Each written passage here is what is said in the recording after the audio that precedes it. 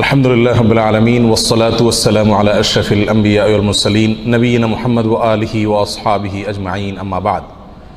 সমস্ত প্রশংসা মহান মালিক রব্বুল আলামিনের জন্য।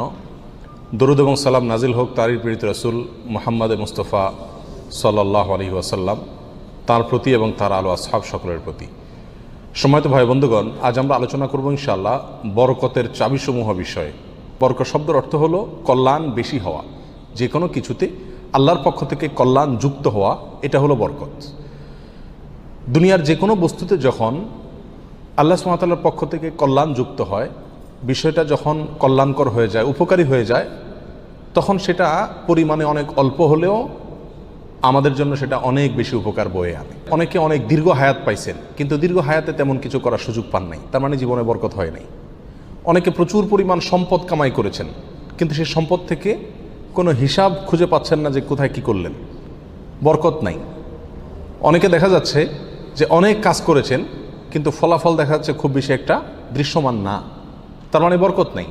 এর বিপরীতে দেখা যায় একজন অল্প কামাই করছে, মাশাআল্লাহ, এর ভিতরে সে অনেক কিছু করে ফেলেছে।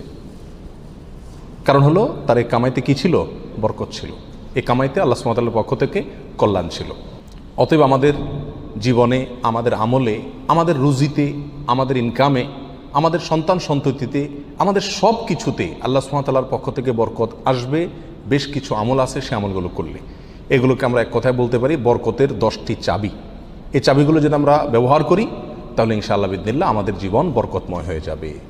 তার ভিতরে 1 নম্বরের চাবি হলো বরকতের ঈমান এবং তাকওয়া। প্রিয় ভাইয়েরা, যখন ঈমান এবং তাকওয়া কারোর মধ্যে থাকে, তখন আল্লাহ সুবহানাহু ওয়া তাআলার পক্ষ থেকে বরকতের বারিধারা তার প্রতি বর্ষণ হতে থাকে।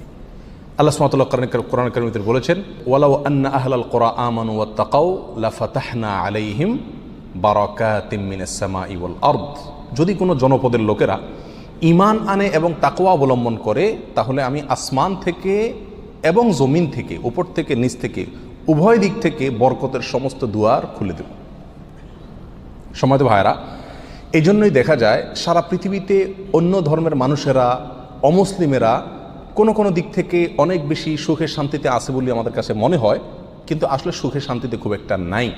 বিভিন্ন জরিপ বলছে সুসাইড বা আত্মহত্যার পরিমাণ তাদের মধ্যে বেশি। আত্মহত্যা মানুষ তখনই করে যখন সুখের চাইতে দুঃখের পরিমাণ বেড়ে যায়। কিন্তু মুসলমানদের মধ্যে আত্মহত্যার পরিমাণ অনেক কম। মুসলমানরা বেশিরভাগই গরিব, অভাবী, তারপরেও তাদের মধ্যে আত্মহত্যার পরিমাণ কম। এটা একটা আলামত যে তাদের জীবনে কি আছে? বরকত আছে। কারণ ঈমান সামান্য হলেও আছে।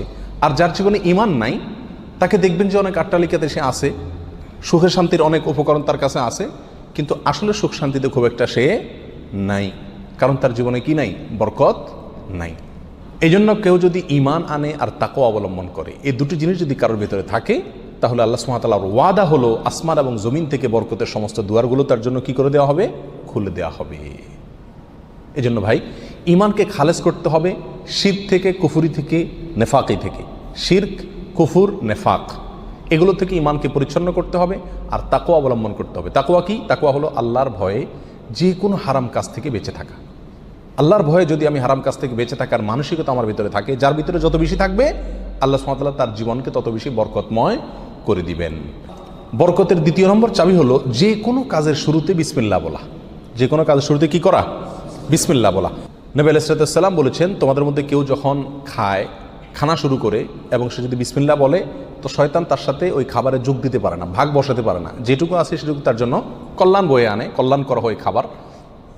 অনুরূপভাবে কেউ যদি বাসা বাড়িতে প্রবেশ করে, বিসমিল্লাহ বলে ঢুকে, তাহলে সেই ঢোকার সময় তার সাথে কি হতে পারে না? শয়তান যোগ দিতে পারে না। অনুরূপভাবে প্রত্যেকটা কাজে, বান্দা যখন ভালো কাজে যখন বিসমিল্লাহ বলে শুরু করে, তখন শয়তান সে কাজে আর অংশগ্রহণ করতে পারে না। আর শয়তান যখন ইন্টারফেয়ার করতে পারে না, তাহলে আল্লাহ সুবহানাহু ওয়া তাআলার পক্ষ থেকে সেখানে বরকত আসা খুবই সহজ হয়ে যায়। এটাই স্বাভাবিক। অতএব বিসমিল্লাহর পরিমাণ বেশি বলা। 3 নম্বর বরকতের চাবি হলো ভাই কোরআনে কারিমের সাথে সম্পৃক্ততা বাড়ানো। যে যত বেশি কোরআনের সাথে সম্পর্ক গড়বে, তার জীবনে তত বেশি বরকত নেমে আসবে। যে ঘরে কোরআন তেলাওয়াত হবে, কোরআনের চর্চা হবে, কোরআনের শেখা হবে, কোরআন বুঝাবুঝি হবে, কোরআনের উপর আমল করার প্রবণতা থাকবে, অভ্যাস থাকবে, সেই ঘরে আল্লাহ সুবহানাহু ওয়া তাআলার বরকত তত বেশি আসবে। আল্লাহ সুবহানাহু ওয়া তাআলা কোরআন কারীমের ভিতরে বলেছেন, ওয়াহাদা কিতাবুন আনজালনাহু মুবারাক। কোরআনে কারীমকে আল্লাহ সুবহানাহু ওয়া তাআলা কোরআনের বহু জায়গায় বলেছেন যে এটা কিতাবে মুবারাক, এই কোরআনটা হলো কি বরকতময়, অতএব এর সাথে যে যত বেশি সম্পৃক্ত হবে তত বেশি তার জীবন কি হবে, বরকতময় হয়ে যাবে। নবী আলাইহিস সালাম বলেছেন সহিহ মুসলিমের হাদিসে, ইন্নাল্লাহা ইয়ারফাউ বিহাযাল কিতাবি আকওয়ামা ওয়া ইয়াদাউ বিহি আখারিন, আল্লাহ তাআলা এই কিতাব দিয়ে বহু মানুষকে উপরে উঠাবেন, আবার বহু মানুষকে নিচে নামাবেন। অর্থাৎ এই কিতাব কোরআন এটাকে যারা ফলো করবে আল্লাহ তাআলা তাদেরকে মর্যাদা বাড়াবেন, আর যারা ফলো করবে না তাদের মর্যাদা কমাবেন। বাহ্যিকভাবে মনে হবে সুখের সাগরে ভাসছে, আসলে দুঃখের কোনো অন্ত তাদের জীবনে থাকবে না। তাহলে বরকতের 3 নম্বর চাবি হলো কি, কোরআনের সাথে সম্পর্ক বেশি বেশি করা, কোরআন তেলাওয়াত করা, কোরআন বুঝা, কোরআন অনুযায়ী আমল করার চেষ্টা করা। যত বেশি যে করবে আল্লাহ তাআলা তার জীবনের প্রতিটা পদে পদে তত বেশি কি দিবেন, বরকত দান করবেন। বরকতের 4 নম্বর যে চাবি আছে সেটা হলো ভাই সাদাকা করা, দান করা। কি করা? দান করা, সাদাকা করা। সাদাকা এবং দান করলে বহু হাদিস থেকে বোঝা যায়, জানা যায় যে বিপদ আপদ দূর হয়ে যায়। আমাদের যে কোনো কাজ থেকে, যে কোনো অর্থকড়ি থেকে, যে কোনো উপার্জন থেকে আমাদের কল্যাণটা আসে না, এর একটা বড় কারণ হলো বিপদ এসে যায়। আমি একটা দোকানদারি শুরু করলাম, একটা বিপদ এসে গেল, তাহলে আমার সেখান থেকে কল্যাণটা আর আসলো না। তো বরকত যদি আপনি চান প্রত্যেকটা বস্তুতে, প্রত্যেকটা জিনিসে কল্যাণ আসুক, উপকার হোক জিনিসটা আপনার জন্য, ছোট চাকরি, অল্প আয়, ছোট ব্যবসা, এর ভিতরেই আল্লাহ তাআলা কল্যাণ দিয়ে দেখ। আপনি যদি চান তাহলে আপনাকে কী করতে হবে, সাদাকার অভ্যাস করতে হবে। দান করলে মুসিবত এবং বিপদ দূর হয়। তো আপনার ওই অল্প আয় থেকে যখন বিপদ দূর হয়ে যাবে বা বিপদ মুক্ত থাকবে, তখন ইনশাআল্লাহ বিদিনিল্লাহ সেটা আপনার জন্য কী হয়ে যাবে, কল্যাণকর এবং বরকতময় হয়ে যাবে, ওর ভিতরে আপনার জন্য বরকত থাকবে। অতএব সাদাকার অভ্যাস করা, সারা বছর অল্প স্বল্প হলেও, পরিমাণে খুব অল্প হোক। এক হাদিসে আসছে নবী আলাইহিস সালাম বলেছেন, খেজুরের অংশ দিয়েও যদি হয় তবুও তুমি সাদাকা করে জাহান্নামের আগুন থেকে বাঁচার চেষ্টা করো। বিপদ থেকে রক্ষার জন্য আমরা সাধ্য অনুযায়ী সাদকা করব, অনেক বেশি করা কোনো জরুরি না। প্রতিদিন সদকা করা একটা জটিল বিষয়, অনেক সময় প্রতিদিন আমি অভাবী লোক পাইও না, তাহলে একটা বাক্স রাখতে পারি বাসায়, যে প্রতিদিন আমি সেখানে 1 টাকা রাখবো, 2 টাকা রাখবো, যতটুকু সাধ্যগুলো ততটুকু রাখবো, তাহলে নিয়মিত আমি দানের সওয়াবটা পেয়ে গেলাম। এই টাকাটা অভাবী লোকের, পরে কয়দিন পর পর খুলে আমি দিয়ে দিলাম মানুষকে, তাহলে প্রতিদিন সদকার আমলটা হয়ে গেল। এবং সদকা নিয়মিত করলে কি হয়, বরকত প্রত্যেকটা ক্ষেত্রে নেমে আসে।